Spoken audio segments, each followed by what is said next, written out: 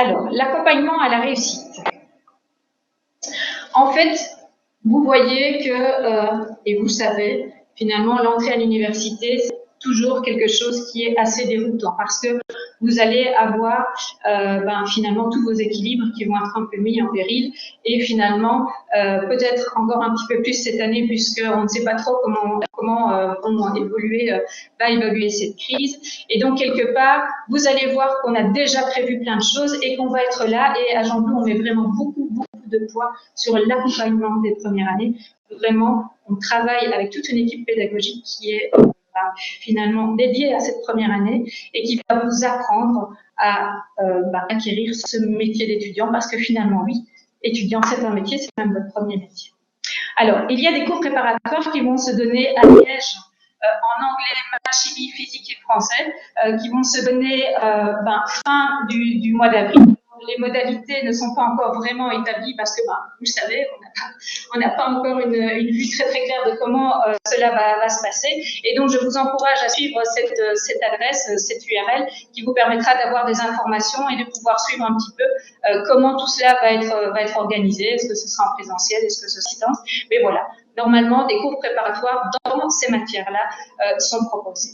Et puis, exactement avec les mêmes précautions par rapport à ce que j'avance sur Jean Blou, en fait, on propose des séances de préparation pour maths. Alors, pourquoi on fait un peu en doublon entre Liège et Jean Blou?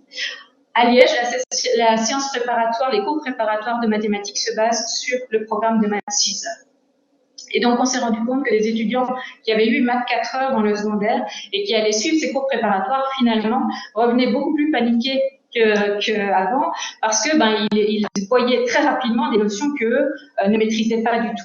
Et donc, c'était quelque chose un peu contre-productif. Et donc, notre professeur de mathématiques, Madame Charles, a mis au point un programme pour une semaine qui est dédié vraiment aux étudiants de maths 4 heures, qui alterne des séances de théorie et des séances de mise en pratique.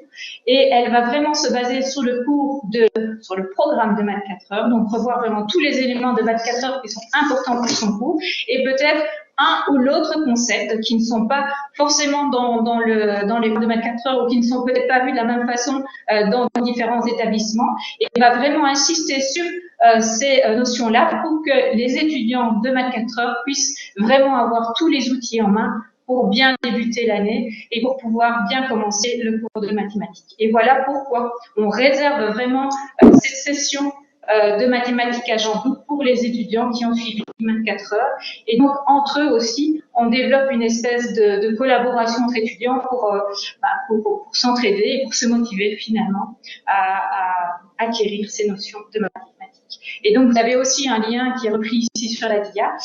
Et donc, en fonction de comment va évoluer cette crise sanitaire, on va voir un petit peu comment on va organiser tout ça. Mais voilà, ce sont des choses auxquelles on pense et ce sont des choses qui sont normalement mises en place.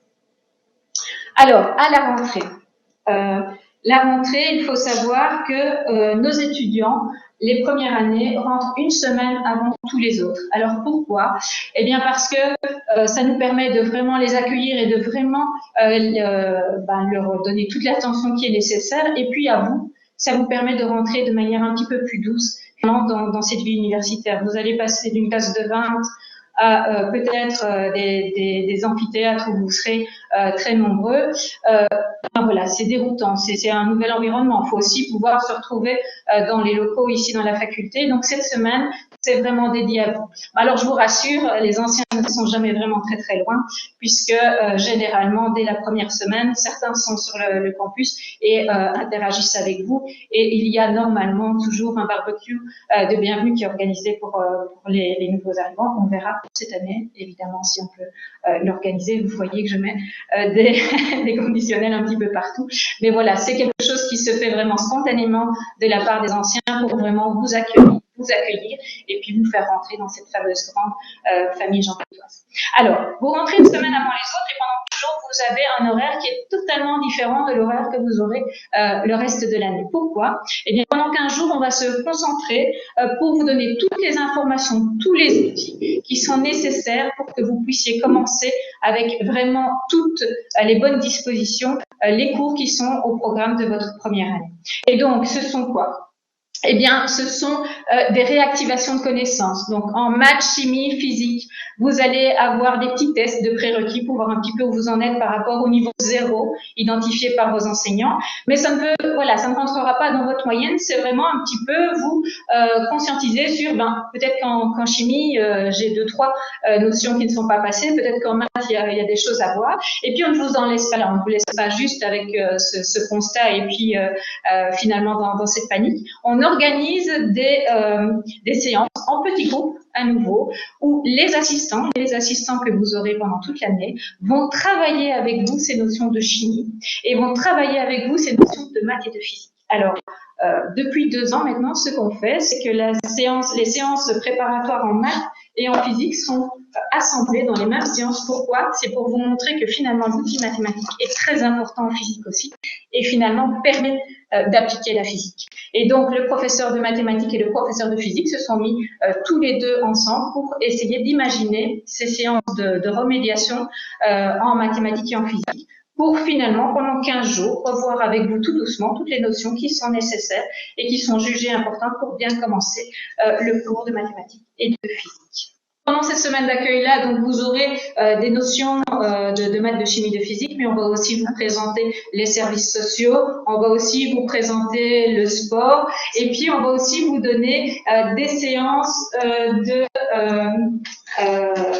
méthodologie. Comment bien prendre note, comment organiser mon temps de travail, comment retravailler mes notes. Et tout ça se sont intégrés dans des cours pour vous montrer vraiment, tiens, sur mon cours de mathématiques, je vais au cours, je prends note, et qu'est-ce que je fais avec ces notes-là?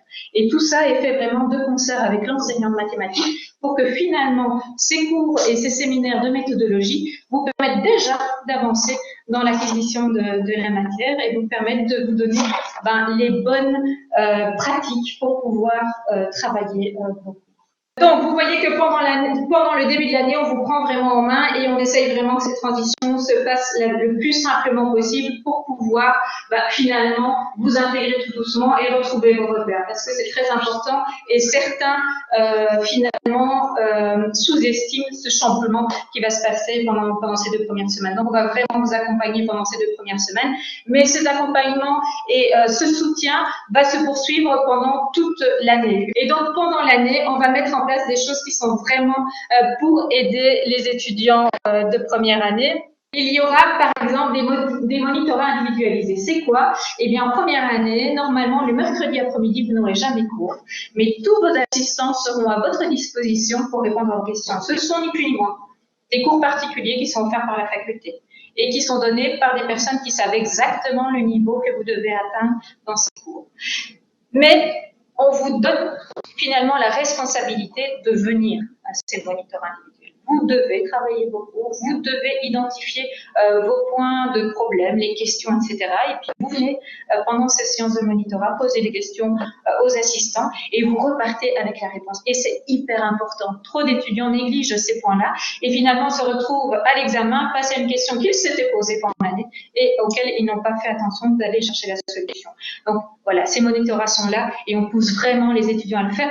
Et c'est vraiment la démarche qu'on va appliquer pendant toute cette année. On est là pour vous accompagner, pour vous apprendre votre métier d'étudiant, mais vous êtes adulte et c'est à vous à venir chercher l'aide, autrement ça ne sert à rien. Si on vous oblige à suivre tout ça, ça n'a pas vraiment beaucoup d'intérêt. Il faut que la démarche vienne de vous. Et puis, il y aura des entretiens individuels et des séminaires méthodologiques. Donc, à nouveau, pendant l'année, on va travailler ensemble.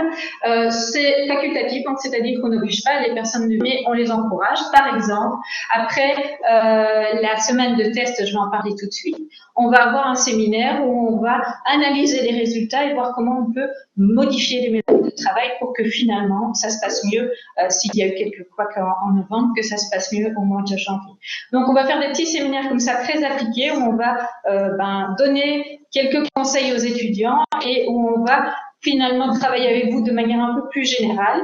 Et puis, ces séminaires peuvent découler dans des entretiens individuels avec moi. Donc, on prend rendez-vous et pendant 1 heure, on travaille vraiment à votre problématique. Voilà, j'arrive pas à organiser mon temps de travail parce que, par exemple, j'ai un sport et 2 fois par semaine, en soirée, je fais mes entraînements. Comment je peux organiser mon travail pour pouvoir être à jour dans mes cours? Ou alors, voilà, moi, j'arrive pas à faire des synthèses. Comment on travaille des synthèses? Donc, on peut travailler sur différentes problématiques. Et là, ce sont vraiment des entretiens individuels et on travaille vraiment à votre problème pour y apporter des solutions et pour finalement vous rendre le plus rapidement possible autonome dans votre apprentissage.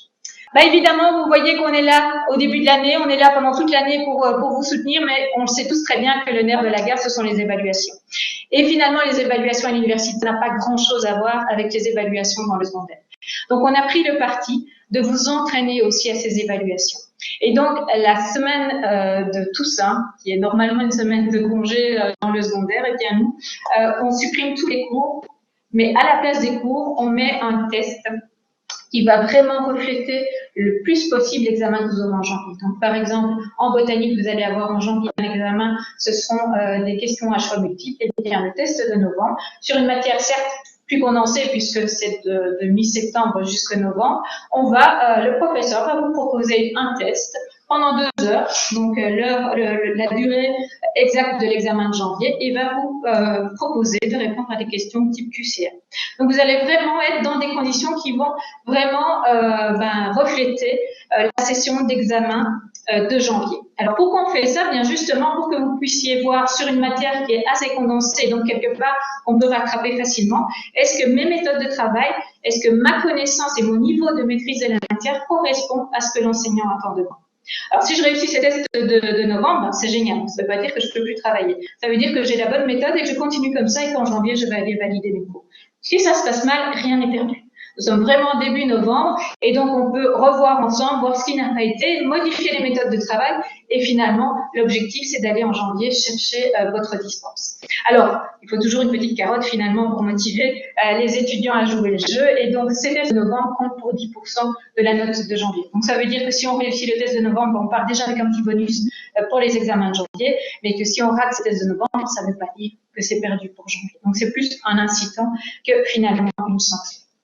Alors janvier, ce sera votre vraie première session d'examen, 3 semaines. Et avant ça, vous allez vivre votre vrai premier blocus.